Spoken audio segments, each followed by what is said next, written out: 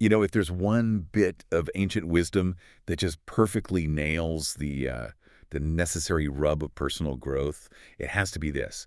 As iron sharpens iron, so one person sharpens another, Mm-hmm. it's like everywhere, right? Yeah. But when you really stop and think about how that works, that old line from Proverbs 27:17, it becomes this incredibly useful way to handle conflict, maybe even speed up growth. It really does. And that physical idea, needing friction, needing resistance to get better, that's really the heart of our deep dive today. We're not just summarizing advice here. We're pulling Right. together insights on this from a few places. Proverbs 27, of course, verses 17 to 27 specifically, but also looking at related stuff like the early parts of Jeremiah, bits of 1 Timothy 3. Okay, so our mission then is to figure out why these tough situations, the stuff we usually try to avoid, Yeah. right? Difficult people, stressful projects, why they might actually be essential for refining us, not just hurt us. We want to know, like, what's actually getting sharpened, and why is that friction, that difficulty, so crucial? We're basically looking at this idea that comfort doesn't lead to growth. That, well, only something hard can really shape something else that's hard. Right. Let's start with the immediate picture it paints. Yeah. Iron sharpens iron. Yeah. You instantly think about the materials, don't you? Yeah. Two really strong, tough things hitting each other, or at least grinding together to make a sharp edge. And think about the opposite, what doesn't work. The source material really hits this home. You can't smooth out rough metal with, I don't know, a piece of silk, right? Oh, I know. Or cotton wool. Exactly. Yeah. You need something just as hard or harder. You need that iron on iron action to get a clean, useful edge. So the metaphor immediately tells you, if you want to be refined, you better be ready for some discomfort. It's Okay. part of the deal. I think that's the bit we often miss, especially now. We try so hard to make everything comfortable, supportive, soft, maybe. So when real conflict shows up, we think something's broken. Not that maybe we're being strengthened. That's it, exactly. The source is kind of suggesting, look, if you're only ever surrounded by silk, yeah, it feels nice, but you'll stay dull. The friction isn't optional if you want a real edge. Okay, so that brings the whole idea crashing into today, doesn't it? Yeah. Because it's one thing to nod along with the proverb, quite another when you're, facing a crazy deadline with people driving you nuts. Yeah. And our source gives us this great, really relatable story about a project manager, Louise. Louise. Yes, she's the perfect modern example of being in that crucible. She takes on this demanding freelance gig, right? But almost instantly, it just becomes miserable. You can just imagine it. Yeah, she's caught between a client who keeps changing her mind, super critical, and then this designer who's like brilliant but totally unreliable, volatile even. Oh, man. Those meetings must have been awful. Just that constant grinding frustration, patience tested every single minute. And she's regretting taking the job like we all would, and she's looking outwards, right? Why is this client so unprofessional? Why can't the designer just hit a deadline? Why is this so hard? Her whole focus was external. It was their fault, their issues. But then, weeks into this mess, she's reading Proverbs 27, and bam, that verse, iron sharpens iron, just stops her. She has that kind of aha moment we were just talking about needing hardness. And what she figured out totally changed how she saw the whole project, didn't it? Completely. She realized these awful circumstances weren't just about the difficult people. The project itself was the iron grinding away at her rough edges she didn't even know she had. That's the pivot, isn't it? The external problem becomes the catalyst.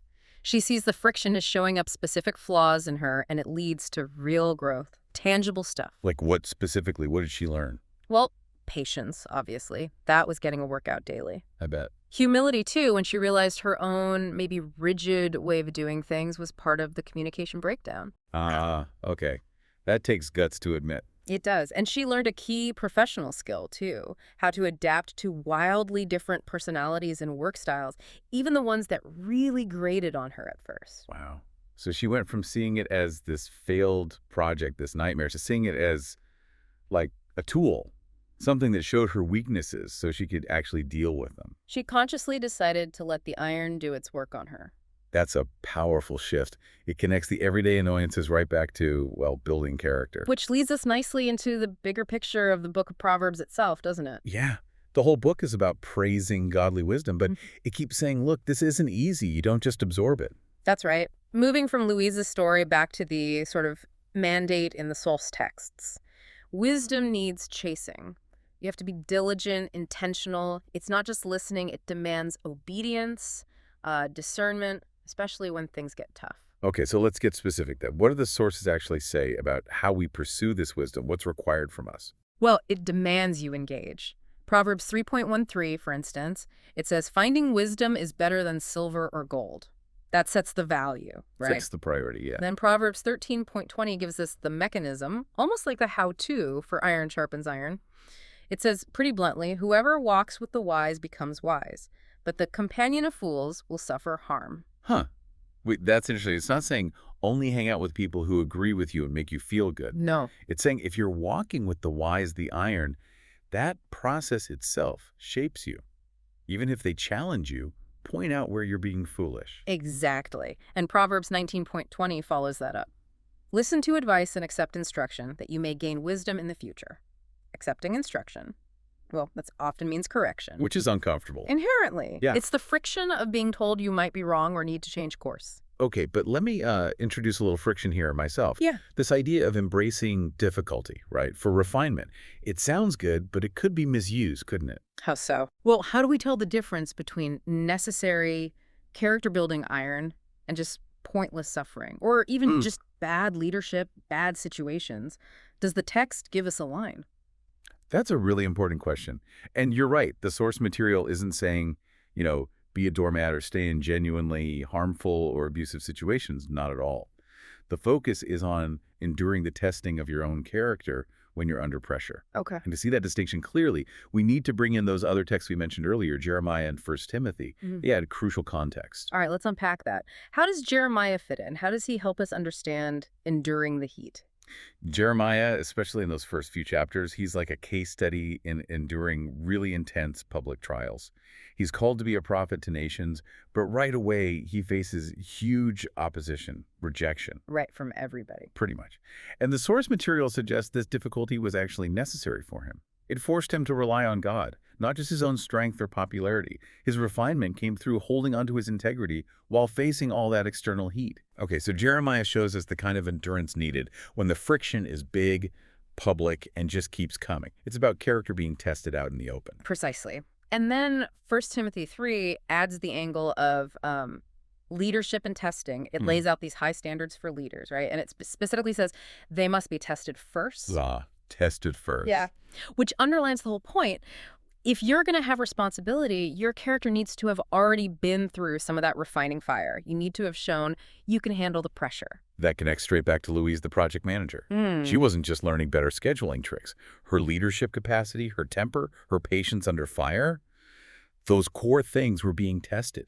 The very stuff 1 Timothy says needs proving. Yes. So the combined wisdom here is saying, look, whether you're a prophet like Jeremiah, a manager like Louise, or just trying to handle a tricky relationship, you will face external pressures. And those pressures, if you let them, are designed to reveal your weaknesses so you can strengthen them. Okay, so if Louise's tough job was her iron, Proverbs 12:7 uses even more. Well, intense language, doesn't it? Yeah. More graphic imagery for this refining process. What tools does it mention? Oh, it goes full industrial, very forceful imagery. It leaves you in no doubt about the intensity involved. Verses 21 and 22, they explicitly say wisdom gets refined in crucibles and furnaces with mortars and pestles. Wow. Those aren't gentle tools. Crucibles and furnaces mean intense heat. Mortars and pestles are for grinding, breaking things down. It's a pretty violent metaphor for growth, isn't it? And the source points out that these situations, being put in that metaphorical furnace, it can mean temporary pain and suffering. Temporary pain. Okay. But the goal isn't destruction, it's purification. Just like a blacksmith uses fire to burn away the impurities, the dross from the metal. These trials, this friction, they're meant to burn off our impatience, our pride, our self-reliance, and the process needs that force, that friction, because those flaws, well, they tend to cling on tight. So the temporary pain is basically the cost of getting rid of the stuff that holds us back. That really reframes it, doesn't it? It's not just a setback. It's like necessary surgery. And once we accept that the process is tough, maybe even painful at times, then we can look at the rewards. Because the text definitely promises rewards for sticking with it, for being diligent. Right. What does Proverbs say we actually gain after going through all that fire? It promises a pretty significant payoff for that painful investment. By really seeking wisdom, by obeying the principles that help you through the furnace, like humility, patience, focused source promises, finding true security, satisfaction, and blessing. Hmm. That's what's hinted at in Proverbs 27, verses 26 and 27. That idea of true security Mm. that feels important. It's not just feeling okay for a bit or temporary success. Mm. It's stability that's been, like, forged in the fire. Exactly. And the satisfaction comes because you know your character stood the test. It's earned. Precisely. You end up with a kind of stability, a deep reward that you just couldn't have reached any other way. The growth is linked to the heat of the fire. The lasting security comes directly from enduring the friction of the iron. Okay, let's try and wrap this up then. Bring it all together. Mm-hmm. We started with Louise struggling with that annoying project, right? Mm-hmm. And we've basically confirmed her frustration was that necessary friction, the iron sharpening her. We've seen that the hard stuff, whether it's a difficult person, a tough situation, maybe even a spiritual correction, it's essential. Soft stuff just doesn't sharpen a strong spirit. Yeah, I think the key takeaway here is that difficulty. It's rarely just a sign something's wrong or you're being punished. More often, it's a signal that refinement is happening. Right. So when you find yourself in one of those tough spots, maybe the best question isn't, why me? Or why is this happening? But something more like, okay, where is this friction showing up my rough edges? And how can I actually let it sharpen me? That really is a fundamental shift, isn't it? Yeah. Instead of trying to push the iron away, learning how to kind of lean into the process. Yeah. And just to leave you, the listener, with something to chew on, maybe we can pose those reflection questions directly to you. Sure.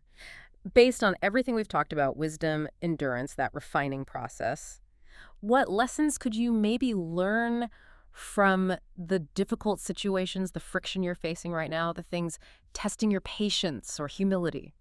And maybe how might this whole process, this grinding and heating, be shaping your character right now, today? If you can start to see the hard parts of life, not just as roadblocks, but as that inevitable iron ready to sharpen you, well, you might just find that the path to deeper wisdom and that true lasting security, it runs right through the middle of your toughest challenges.